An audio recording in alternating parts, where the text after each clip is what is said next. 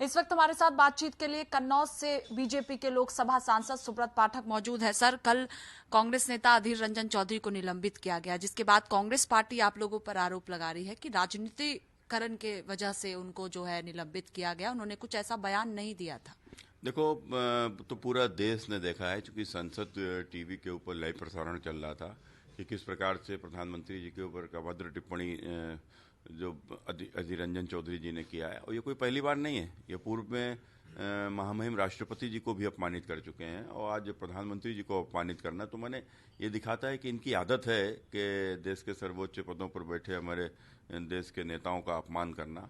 और मैं समझता हूँ कि इसी को संज्ञान में लेकर जब पूरा सदन इसके ऊपर प्रस्ताव किया तो लोकसभा स्पीकर ने इनको निलंबित किया है। लेकिन विपक्ष के नेता आरोप लगा रहे हैं कि संसद में अगर कोई कुछ भी कहता है तो उसको निलंबित कर दिया जाता है।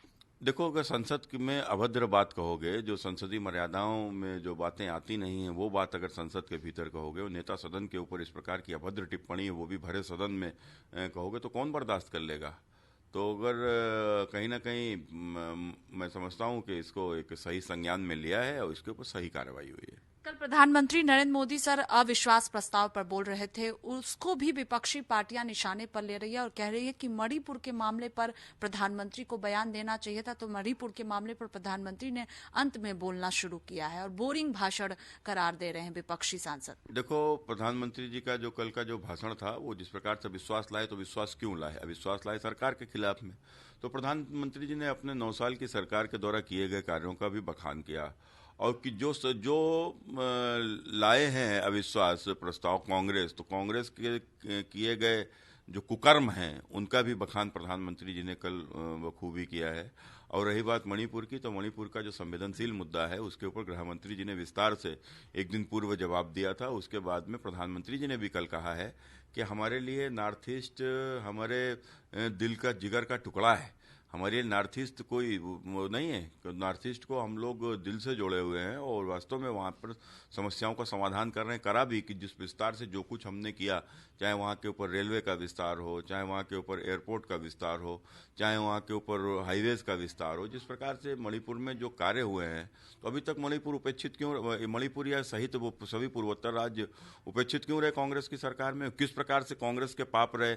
मेघालय में उन्होंने किस प्रकार से वायुसेना भेजकर वहाँ के ऊपर हमला कराया और उसके बाद में किस प्रकार से असम को तो अलग करने की बात ही कह दी थी। तो ये सब जो इतिहास में है वो सब कल उजागर हुआ है और देश इस बात को देख रहा है, समझ रहा है। और रही बात कि जो कुछ वहाँ मणिपुर में भी जो हो रहा है, दो समुदाय के बीच में जो जिस प्रकार की आज जो वैमनस्यता है, तो इसके पीछे कारण क्या है? तो कहीं ना कहीं कांग्रेस की सरकार जिस प्रकार से घुसपैठिए इस देश में घुसते रहे और उन घुसपैठियों ने आकर वहाँ की जनसंख्यिकी को प्रभावित किया, जिसको लेकर कहीं ना कहीं दोनों समाज में एक अविश्वास का भाव उभरा है और उसको लेकर इस प्रकार की नस्ली हिंसा है। ये कोई सरकारों के कारण से हिंसा नहीं है और इस नस्ली हिंसा ये समय समय पर होती आई, उसका भी इतिहास प्रधानमंत्री जी, गृह मंत्री जी दोनों लोगों ने बताया है। तो उसके लिए कौन दोषी है? तो कांग्रेस अपना दोष, कांग्रेस को आदत है दूसरों पर मरने का। तो मणिपुर में जो आज हो रहा है वो आज के कारण से नहीं हो रहा है, जो मणिपुर में हो रहा है वो कहीं ना कहीं कांग्रेस के पाप के कारण से हो रहा है। लेकिन हम उसको सुधार कर रहे हैं, कर भी दिया है। आज हिंसा के ऊपर रोक लगी है और आने वाले दिनों में मणिपुर में शांति होगी, ऐसा हम सभी को विश्वास है। प्रधानमंत्री ने बयान दिया, गृह मंत्री अमित शाह ने सदन में बयान दिया, लेकिन उसके बावजूद भी विपक्षी सांसद संतुष्ट नहीं दिख रहे हैं। तो अब क्या अमेरिका और दूसरे देशों के प्रधानमंत्री आए तभी संतुष्ट होंगे क्या? अब भाई जब देश के प्रधानमंत्री ने बयान दे दिया, गृह मंत्री ने बयान दे दिया, और इनको क्या चाहिए? एक और आखिरी सवाल है कि चुनाव आयुक्त को लेकर सरकार एक बिल लेकर आई है, जिसे लोकसभा में पास करा लिया गया है। आज राज्यसभा में पेश कराया जाएगा, जिसको विपक्षी पार्टियां जो है वो सवाल उस बिल को लेकर उठा रही हैं। देखो, विपक्षी पार्टियों को तो आप जानते हो, इनकी आदत है, जब ये हार जाते हैं तो ईवीएम में छेड़छाड़ हुई है और जीत जाते हैं तो मुंह चुप हो जाता है। तो कुल मिलाकर चुनाव आयोग जैसी एक स्वतंत्र संस्था इस देश में हमेशा स्वतंत्रतापूर्वक कार्य करती रही है, आगे भी स्वतंत्रतापूर्वक कार्य करती रहे, निष्पक्ष कार्य करती रहे, ये हमारी प्राथमिकता है और इसको लेकर जो भी आवश्यक होगा वो सरकार करेगी। बहुत शुक्रिया बातचीत के लिए। कैमरा पर्सन रोहित के साथ स्वाति पाठक, भारत समाचार, दिल्ली।